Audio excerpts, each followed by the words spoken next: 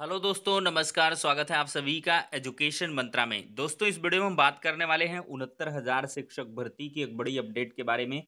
आखिरकार चयनितों का क्या भविष्य होने वाला है। आरओ प्रारंभिक परीक्षा अपडेट, 25,000 पदों पर टीजीटी पीजीटी वैकेंसी और एमपी टेट वर्ग 3 2024। तो दोस्तों, सारी अपडेट को कवर करेंगे। इसके पहले एक छोटी सी इन्फॉर्मेशन। आज हम बात करेंगे एमपी टेट वर्ग 3 2024 की बेस्ट बुक के बारे में, जो चच्चू पब्लिकेशन की है। इस पुस्तक में देखा जाए तो CDP, English language, Hindi, mathematics और इन्वायरमेंटल स्टडीज का टॉपिक वाइज डिटेल्ड एनालिसिस किया गया है। 3,000 से अधिक बहुविकल्पीय प्रश्न हैं। 4 सॉल्व्ड पेपर भी दिए गए हैं। ये पुस्तकें आपको ऑनलाइन और ऑफलाइन दोनों मोड में अवेलेबल कराई गई हैं। ऑनलाइन के लिए लिंक डिस्क्रिप्शन बॉक्स में अवेलेबल है और ऑफलाइन के लिए किसी भी नज़दीकी बुक स्टॉल पर कांटेक्ट कर सकते हैं।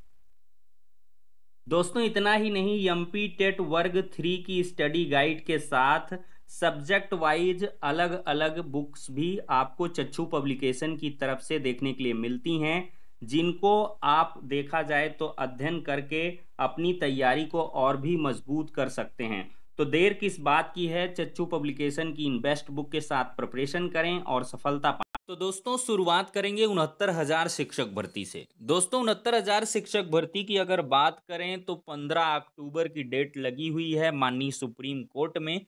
लेकिन अभी तक लिस्टिंग इन्फॉर्मेशन नहीं मिल पा रही है कि मामला कहां पर लिस्ट है, किस बेंच में लिस्ट है और क्या कुछ इसमें होने वाला है।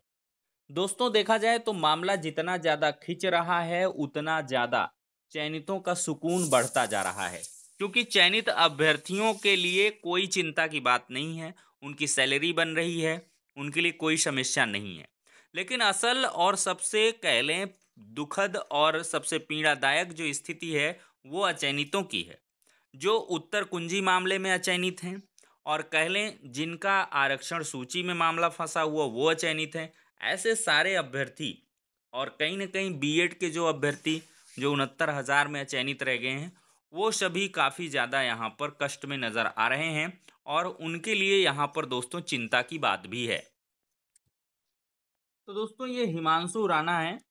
72,825 शिक्षक भर्ती में काफ़ी इनका नाम रहा है। और दोस्तों, ये क्या लिखते हैं देखते हैं। केस का तो अता पता नहीं है अभी, लेकिन मुझे आज तक एक बात समझ नहीं आई। पूर्व सीजेआई ललित जी ने लिस्ट बहाल की थी और उसमें खामी है, तो आज तक कितने न्यायाधीशों के समक्ष ये मुद्दा गया, फिर भी लिस्ट कभी सामने नहीं आई। तो ऐसा क्यों हो रहा है। चीफ जस्टिस ऑफ इंडिया जो यूयू ललित साहब हैं, इन्हीं के द्वारा कहीं कहीं ना कहीं लिस्ट बहाल की गई थी और इसमें खामी बताई जा रही है। लेकिन आज तक कोई भी जज देखें तो इसमें जो है लिस्ट को अपने सामने नहीं ला पाए। लिस्ट अभी तक आई ही नहीं। सरकार ने लिस्ट को कह लें कि पब्लिक नहीं किया कि कौन कितना अभ्यर्थी इसमें चयनित है। सबने कहा रिविजिट करो, लेकिन क्यों करो, क्या कमी है, ये तो लिस्ट देखकर ही पता बता पाते ना। वो आज तक हुआ नहीं। आखिर क्यों, आखिरकार ऐसा क्यों हो रहा है कि रिविजिट के नाम पर भी लिस्ट नहीं निकल के आई। बिल्कुल सही बात यहाँ से नज़र आती है कि जब तक लिस्ट आएगी नहीं, तब तक आप कैसे बता पाओगे कि इसमें क्या खामी है, कितनी खामी है। ये तो आरक्षण के मापदंडों के आधार पर काम हो रहा है कि अच्छा काम नहीं हुआ। हिमांशु राणा आगे कहते हैं कि अब स्टेट वहां रोना रोएगी कि हम इन्हें आगे मौका दे देंगे, तो क्या वहां कोई खड़ा होकर कहेगा कि अनुपात समानुपात बराबर है इनका। और ऐसा झांसा शिक्षा मित्रों को भी दिया गया था, इन्होंने उसका क्या। सच यही है, 69,000 शिक्षक भर्ती में 69.29 से नीचे सामान्य का बेहद मुश्किल था। पर अधिकारियों ने सबकी लंका लगा दी। बाकी अपॉइंटीज का कुछ अब कोर्ट करे बेहद मुश्किल है। लेकिन बस मेरा यही कहना है कि लिस्ट आएगी क्या बाहर, क्या तांडव होगा इसमें। लिस्ट बाहर आई तो फिर बीएड, उसी विज्ञापन पर नौकरी करने वाले बीएड, अवेटेड बीएड, इन सब का क्या होने वाला है। तो इन्होंने डिस्क्लेमर भी दिया है, कोई अटैक ना खा ले। तो दोस्तों, यहाँ पर बात स्पष्ट है कि 69.20 के नीचे जो यूआर कैंडिडेट था, उसका सिलेक्शन होना काफ़ी मुश्किल था। लेकिन यहाँ पर कुछ ऐसी चीज़ें हुई जिनकी वजह से काफ़ी ज़्यादा अभ्यर्थी चयनित हो गए और ये बात भी यहाँ से बिल्कुल सही है कि कोर्ट बेहद मुश्किल है कि जो अपॉइंटीज़ हैं यानी कि जो सहायक अध्यापक पर काम कर रहे हैं उनको डिस्टर्ब करेगी। अब जब डिस्टर्ब नहीं किया जाएगा तो क्या होगा? 69,000 से क्या ज़्यादा भर्ती हो जाएगी? ये बहुत सारे प्रश्न हैं और कहीं न कहीं अगर ये मामला डिले होता जा रहा है, बढ़ता जा रहा है, तो चिंता की लकीरें ज़रूर आएँगी। क्योंकि 72,825 शिक्षक भर्ती में आप सभी ने देखा था, माननीय सिंगल बेंच ने कहा कि नियुक्ति दे दी जाए, लेकिन डिवीज़न बेंच से ये कह के मामले को नकार दिया गया कि मामला काफ़ी पुराना है, 12-13 साल हो गए।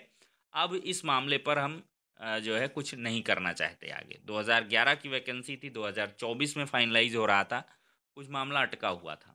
तो अगर इसी प्रकार से मामला बढ़ता है, काफ़ी लंबा समय लग जाता है, तो कुछ ऐसे भी आदेश देखने के लिए मिल जाते हैं कि जो भाई होना था हो गया, जो कह लें जिसका सिलेक्शन था हो गया, सब ठीक है, अब इस मैटर को क्लोज किया जाए, आगे की वैकेंसीज में इनको मौका दे दिया जाए।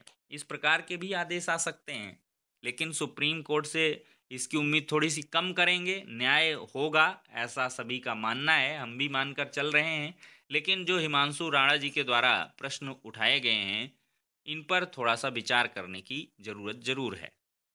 बाकी दोस्तों एक खुशखबरी निकल के आ रही है, शिक्षकों की कमी से पढ़ाई पर संकट, छात्र रिकॉर्ड भी जो है वो कम हुआ है, छात्रों की संख्या।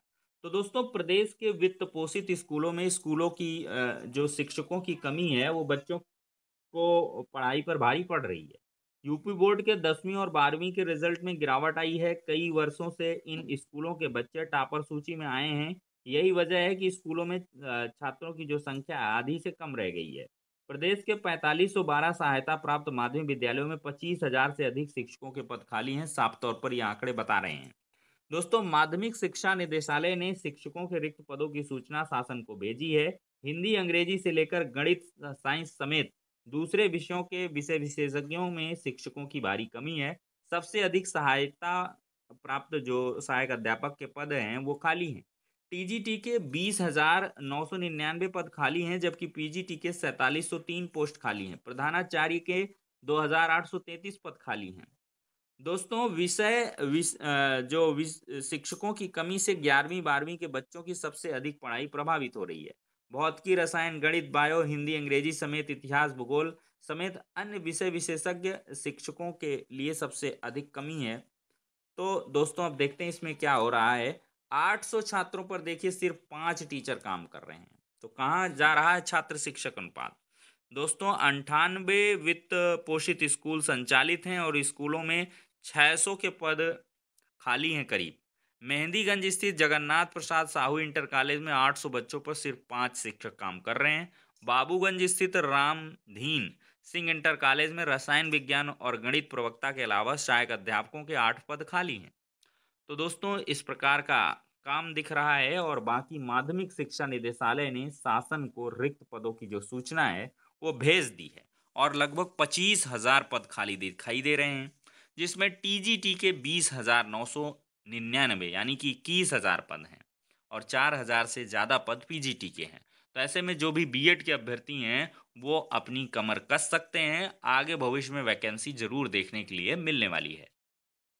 दोस्तों अब बात करेंगे एमपी टेट वर्ग 3 की। दोस्तों इसकी लास्ट डेट काफ़ी नज़दीक आ चुकी है, 15 अक्टूबर लास्ट डेट है, यानी कि आज और कल आपके लिए मौका है। अगर आप चाहते हैं तो अप्लाई ज़रूर करें। एमपी टेट वर्ग 3 के आधार पर आपको जो भी एमपी में वैकेंसी आएगी उसमें आवेदन का मौका मिलेगा। कभी कभी ऐसा भी होता है कि एमपी टेट के मेरिट पर ही चयन हो जाया करता था, लेकिन अब ये बात चल रही है कि एमपी टेट वर्ग 3 के एग्ज़ाम लेने के बाद एक और एग्ज़ाम लिया जाएगा और फिर सिलेक्शन किया जाएगा। तो ऐसे में अगर आप एमपी टेट नहीं भर रहे हैं और एमपी में यानी कि मध्य प्रदेश में शिक्षक प्राइमरी बतौर शिक्षक आप बनना चाहते हैं, तो ये आपके लिए काफ़ी मुश्किल होगा अगर आप एमपी टेट के लिए आवेदन नहीं करते हैं। मतलब एमपी टेट आपके लिए मैंडेटरी फील्ड है और इसके लिए आप सभी को ज़रूरी है कि एमपी टेट का फॉर्म अप्लाई करें। तो फिलहाल के लिए दोस्तों इस वीडियो में इतना ही, नेक्स्ट में मिलते हैं।